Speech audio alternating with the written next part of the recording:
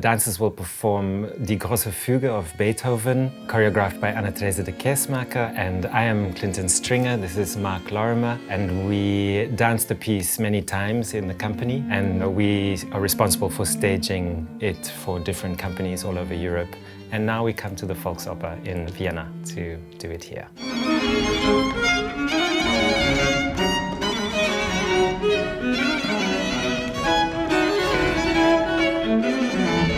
It's fugal writing, it's very complex fugal writing, and I think it's the first time in Aunt Teresa's choreographic writing that she chose to really work voice by voice. We call them voices, the first violin, second violin, alto and cello.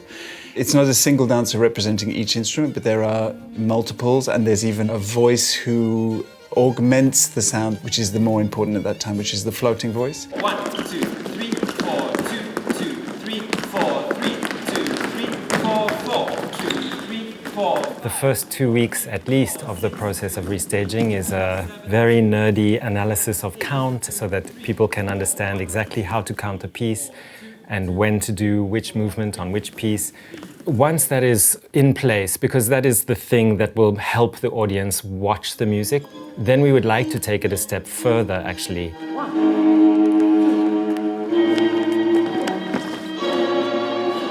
What is beautiful about this piece is that it's so physically exhausting to do, that you watch dancers struggle with the structure and having to push to the end, so they almost die on stage. There's even moments called the dying, in the piece. So built into the structure is a kind of exhaustion that the dancers go through to be able to get to the end. That in the same way as a quartet would play together, if you're not really tuned up with each other, if you are super tuned up with each other, you can get through that exhaustion. But if you go alone, you just get tired and fall over.